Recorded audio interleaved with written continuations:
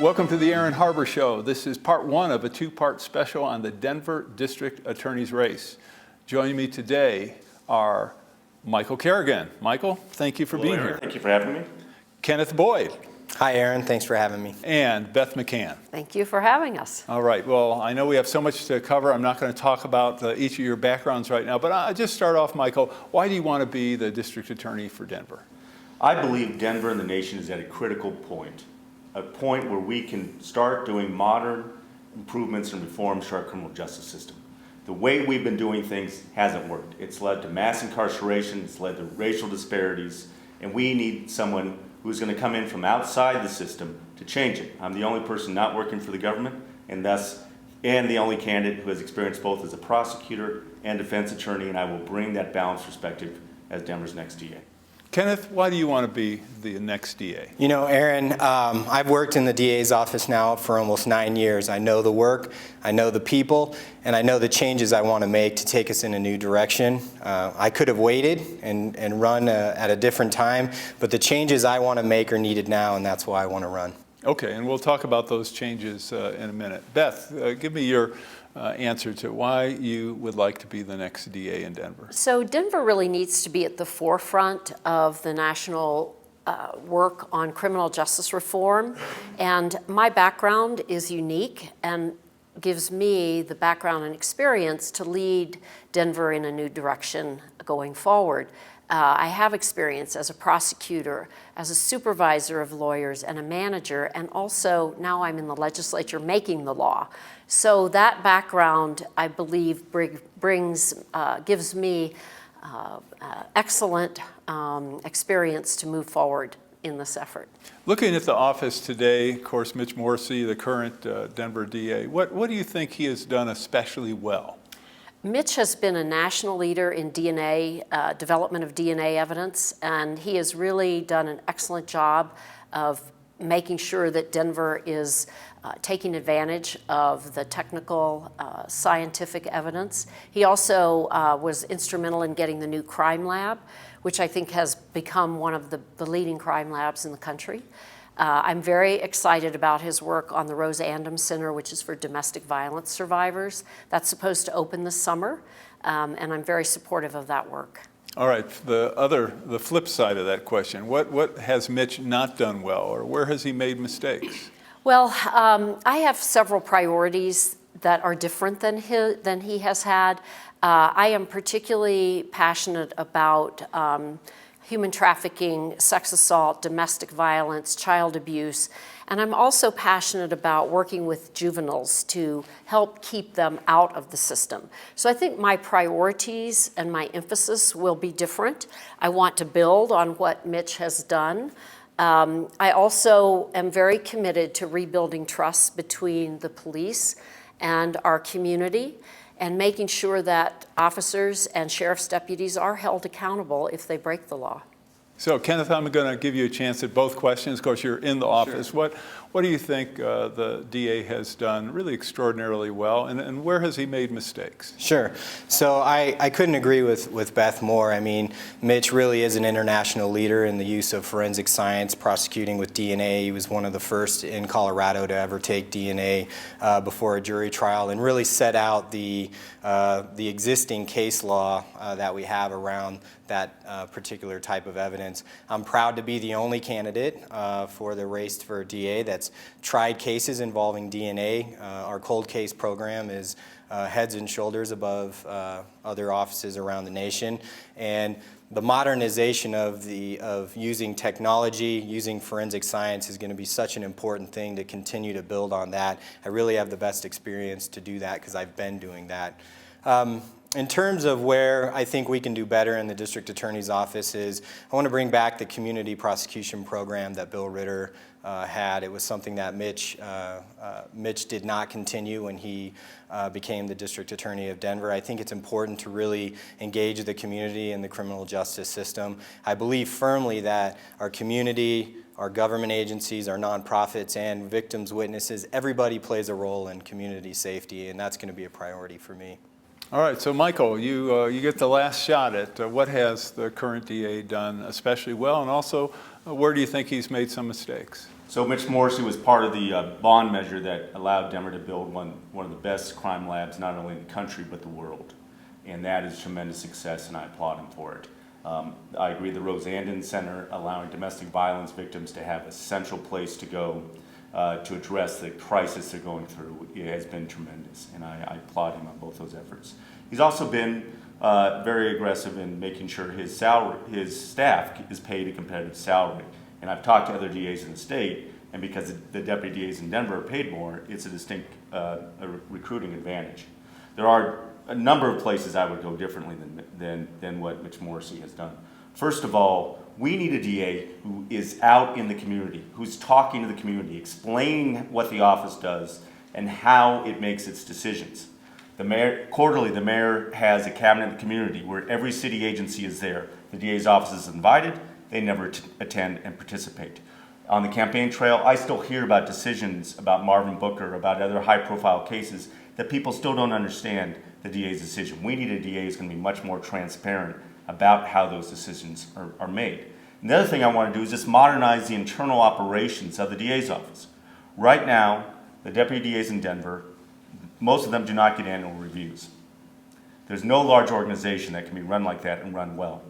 The Denver DA's office, based on the number of lawyers and staff, is equivalent to the 10th biggest law firm in the state. So as the only candidate who's coming from private practice, who's currently actively today managing other lawyers, overseeing other lawyers, I'm well suited to professionalize that office. All right, so one of the things you just touched on is how you differ from your opponents. Talk a little bit more about what you think you would bring to the office that's different from Kenneth or from Beth, and I'm going to ask Kenneth and Beth to answer the same question. Sure. So what I bring is a balanced perspective that my opponents don't have, because I'm the only person who has both prosecuted but also served as a criminal defense lawyer, and I've also in my private practice represented victims. So I've seen the criminal justice system from all sides. And you've talked to so many former prosecutors, even former elected prosecutors who go into defense practice, and they'll all tell you they never understood the power of that office until they defended clients. Only I have done that. I've represented the guilty and the innocent, and that is essential. I've run large organizations, chaired the CU Board of Regents, a $3.5 billion budget, and I would mention that my experience in criminal law is recent.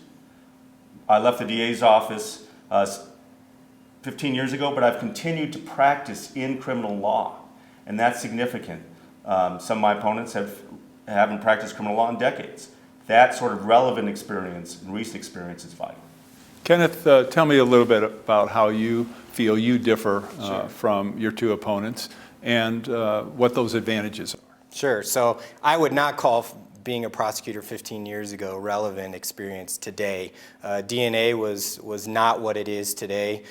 We didn't have things like social media. We didn't have the technology. All of those things that we use now, body cameras, the shot spotter system that we have around the city, that stuff didn't exist back in 2000. We didn't have the crime lab the way that we had. The shot spotter that you're talking about, for people who don't know, that's where you have basically microphones placed strategically around the city, and when a shot's fired, they pick it up, and you can actually triangulate to find out exactly within a matter of yards where the shot was fired. Right. That's a 24/7 system. Correct. Activated by the frequency of a gunshot. Right.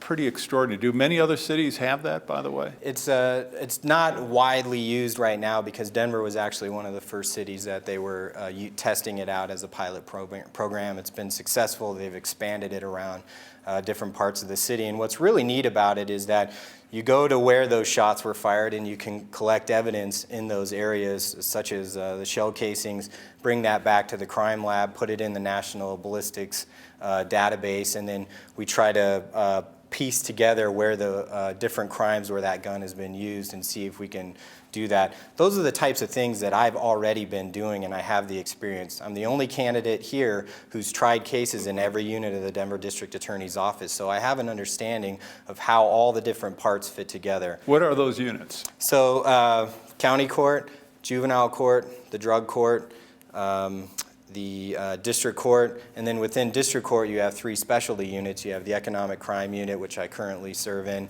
the family violence unit, which I specialized where I was assigned to for 3 years, specializing in domestic violence and crimes against children, and then the gang unit, which I've done cases involving gangs a number of times throughout the years. So that type of relevant experience allows me to step in on day one and know like I said, know the work, know the people, so I can make the changes that need to be made right away. I don't have to sit and learn about what's going on in the DA's office or learn about the technology. I'm able to step in and really make us move forward. The other thing that I've been really talking about is the plan that I have, is really concrete steps that I'm going to take the minute I become the district attorney. When you talk about transparency and I want to do a public fact-finding review, you talk about the community engagement, I'm going to bring back the community prosecution program. You talk about modernization, we're going to continue to build that, expand the use of technology and forensic science, get into forensic computing, which we don't do enough of in Denver to help stop child porn and identity theft online. And then finally, mental health. We're going to get a mental health court in Denver, and that's a concrete step forward for us in that area. Okay, and don't worry, I'll give everybody a chance to talk about what you want to do as well. But focus, Beth, if you would, focus on how you differ from your opponents and what you think you bring that's unique. So I clearly have the most experience and the most accomplishments, particularly in criminal law. With me, you get the best of both worlds. I was in the DA's office for several years, and I became a chief deputy, which neither of my opponents have. And that means I was in charge of a courtroom. I was supervising lawyers and helping train young lawyers. In this very office. I also was in private practice myself, running a law firm. So I was made partner within a year and a half after I joined the firm. So I know about running a law firm. I also, though, was the manager of safety. So I had a $180 million budget. And I was actually— This is for the city and county of Denver. For the city and county of Denver. It's the civilian head of the police, fire, and sheriff's departments. So I've actually managed. Sitting on a board is not managing.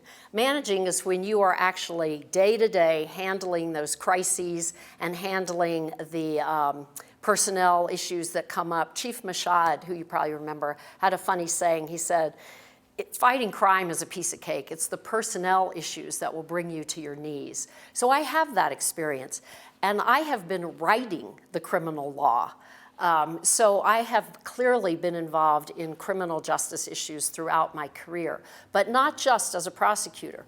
As manager of safety, we started the Safe City program when we had the Summer of Violence, and that was a crime prevention program, and it worked. We reduced juvenile crime by over 20% by providing community resources, supporting community programs, and using the juvenile curfew program, where we got kids off the street into rec centers.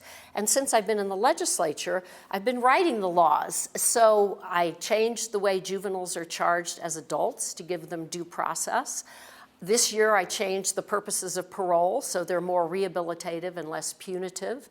And also we got a law passed this year, it hasn't been signed yet, but we expect it will be, to prohibit solitary confinement for juveniles. So I don't just talk about it, I've been doing it throughout my career. All right.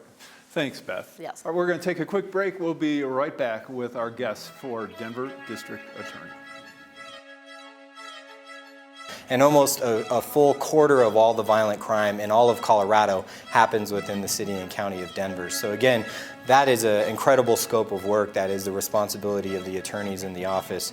The other thing I think that people don't know about the DA's office is how we have been leaders in criminal justice reform. For information on how to help promote civil and mutually respectful discourse and support expansion of the distribution of our programs, please email info@harbertv.com. I'm Aaron Harber, host of The Aaron Harber Show. Find us on Facebook to get all the latest updates, see behind-the-scene photos, and make comments and ask me questions. You can see episodes before their TV broadcast, so like the show today. Hi, I'm Aaron Harber, host of The Aaron Harber Show. Because I've never done endorsements or commercials, people ask how are our programs funded, especially because we provide them as a public service to all our broadcast outlets. It's expensive to produce our show, whether we do them here in Denver or go to places such as Aspen, Washington, D.C., or even Iraq. The answer is we depend on contributions to support our work to bring you some of the nation's top opinion leaders. Individuals, businesses, foundations, and other nonprofits make tax-deductible contributions to the Democracy and Media Education Foundation to help allow us to continue to work for you. To find out more or to make a donation, just go to dmefd.org. The DMEF is a tax-exempt public charitable organization and has promised to dedicate 100% of every contribution to support our public affairs initiatives. If you believe, as I do, in the need for a forum which promotes civil discourse and mutually respectful discussion, I hope you'll decide to make a contribution today. I'm Aaron Harber, host of The Aaron Harber Show. Find us on Facebook to get all the latest updates, see behind-the-scene photos, and make comments and ask me questions. You can see episodes before their TV broadcast, so like the show today. Join me and watch The Aaron Harber Show. Watch The Aaron Harber Show. Watch The Aaron Harber Show. Watch the Aaron Harper Show. Watch The Aaron Harber Show. I'm Reverend Jesse Jackson. Watch the Aaron Harber Show and Keep Hope Alive. The Aaron Harber Show may be viewed 24/7 at no charge from any location in the world at www.harbortv.com. Welcome back to the show. We're talking to the candidates on the ballot for Denver District Attorney. So, Michael, I want to start off with what do you think people, the city and county of Denver, don't know about the Denver District Attorney's Office that they should know? And I also be interested in if you were to take office, if you were to win the race, what would be your number one priority when you are in office? So the answers to both questions are related. What most people believe the Denver DA's office does is the basics. What they only know the basics, which is, and it's true, job number one is keeping Denver's schools, homes, and businesses safe. And thus they think it just is about enforcing the law once a crime has been brought to them. What they don't know is all the other things that the Denver DA's office, what they're doing now, but how much more we can and should be doing. And that goes to my number one priority. The Denver DA's office needs to be out front in keeping people out of the system to begin with. And my number one priority above all else is to try to work with nonprofits, community organizations, the Denver Public Schools to keep kids out of the system in the first place. That the Denver DA's office, and it is a public safety issue to make sure kids are not in detention, to make sure kids are not in the system in the first place. And this is not some pie in the sky concept. Don Quick did this in Adams County by starting the Adams County Youth Initiative, which was an umbrella group that brought together all these organizations and educational institutions and to provide and pursue grants and provide resources to give kids programs after school and on the weekends. And he was able to reduce juvenile filings by over 50%. And that is something I will measure success by.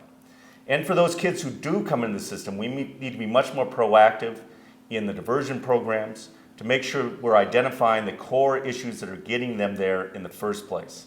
Because if we can keep those kids out of the system, and so that we break the school to jail pipeline, then our society is going to be a much better place. Okay. Kenneth, what would be your number one priority, and what do people not know about the office that you would like them to know? Sure. Well, I think that most people don't understand the scope of what we do in the Denver DA's office.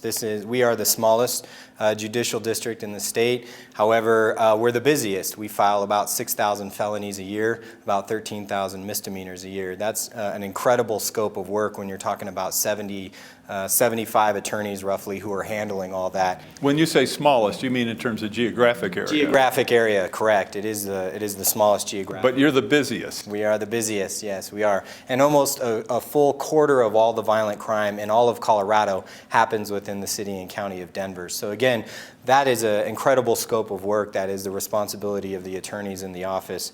The other thing I think that people don't know about the DA's office is how we have been leaders in criminal justice reform.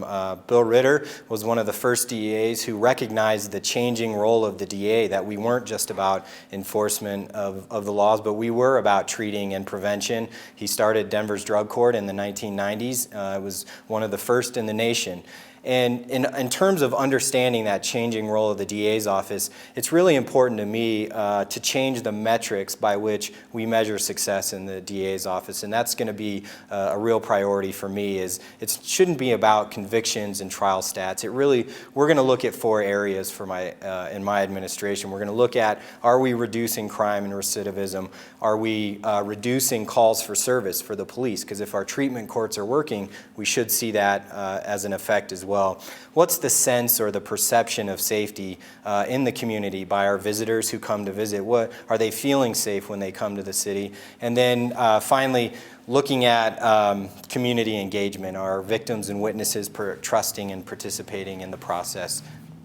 Great. Beth, what do you think people should know about the office that they don't know? And what would be your top priority when you take office? So I don't think most people realize that there are a lot of support services in the DA's office. For example, they have a very active victims assistance program, and supporting people who are victims or survivors of crime is something that I don't think too many people associate with the office. And also the work with diversion programs, which I think is really critical. I don't think people really know that. They think of, you handle cases, you put people in jail. But there's a much broader scope to that office. So it's interesting because I've been talking about juvenile justice reform from the beginning of this campaign because I do believe very strongly that prevention of crime is as important as prosecution. If we can prevent the crimes up front, then we save the anguish and the cost of those crimes happening later. So that will be number one for me, is to really look at how do we keep particularly young people, but others as well, out of prison and out of jail. And as I mentioned, I've done that with the Safe City program, and so it is something that we need to continue to do and be very active in getting more resources up front. And it also involves mental health, substance abuse. The jail should not be used as warehouses for people that have mental health issues, and that is unfortunately what's happening. So part of that prevention is providing treatment and alternatives for people who are suffering from those kinds of things so they don't go down that path of criminal justice. So I want to prioritize those areas and have the DA be out in the community talking about these programs and talking about how important it is to do prevention. Okay, great. We're going to take our last break and we'll be back with our candidates. I want to work with the department to help develop better training for how to handle situations to de-escalate rather than escalate. And I think it's important that we... You're talking about de-escalate when officers are in the field. Yes, yes. And especially if they're confronting mental health situations, we need to give them more tools so they can be prepared. And we need to hold them accountable, though, if they do violate the law. Your opinions, ideas, suggestions, and criticisms related to guests, topics, questions, or the host are welcome.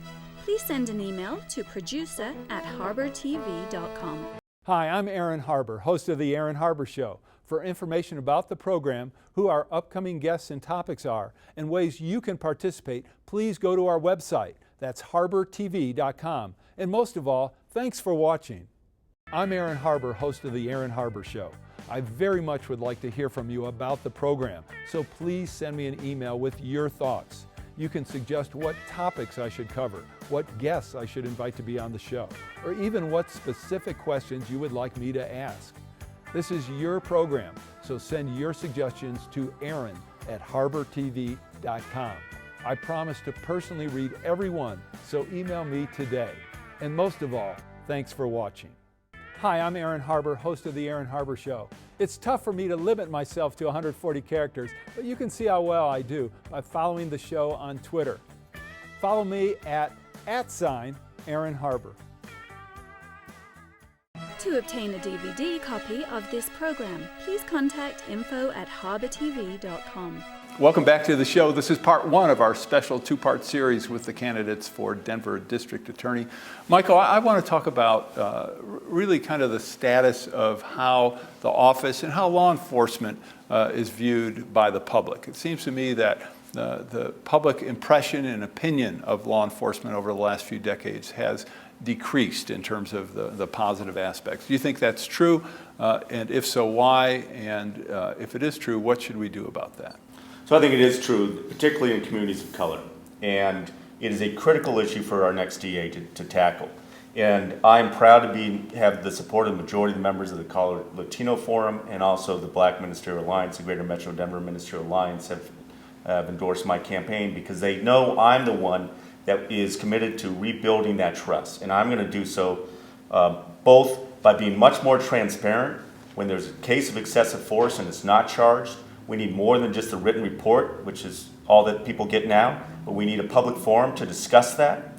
And when you have that case, when an officer breaks the law, they have to be charged. The best thing you can do for good officers is to prosecute the bad ones. And that's my commitment, and that's why I'm best suited to do it as the only person who's been on all sides of the courtroom.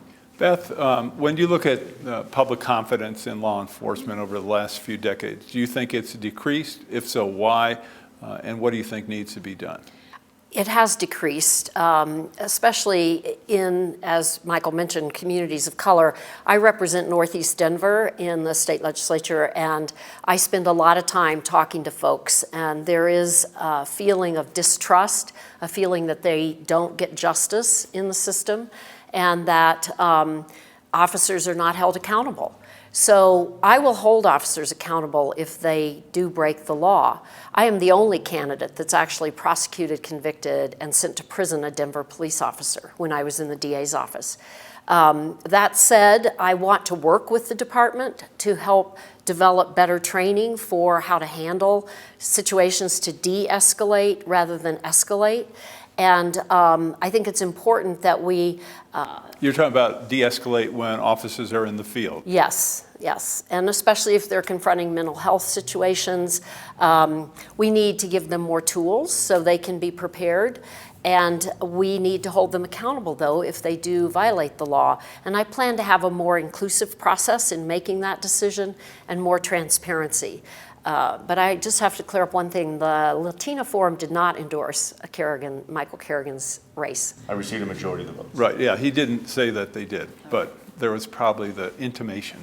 All right, we have a minute left. Sure. Kenneth, you get last word on this show. So this is going to be the biggest challenge for the next district attorney, is to make sure to repair this trust gap that seems to be growing in certain areas of our city. It's why transparency is the #1 thing I talk about. And I'm the only candidate who's in favor of using a public fact-finding review in officer-involved fatalities. Those are the cases that can really tear apart a community. When Beth ran against Mitch last time, we were talking about Paul Childs. And these cases are the ones that need transparency. It's an incredible process to take that information out to the public for those who are interested in learning what was the evidence that was gathered and what are the legal and ethical obligations of a district attorney. I make filing decisions on a daily basis. I don't view one defendant different than the other. We look at the evidence, we look at whether a crime was committed and whether we can prove that, and we make the filing decision. All right, well, one of the things I'd like to, in the second show, talk about more certainly is transparency and some of the, why the community, many people in the community feel the way they do in terms of having a negative impression of law enforcement and the DA's office as well. So this is the end of part one of our two-part series. I'm Aaron Harber. Hope you'll watch part two.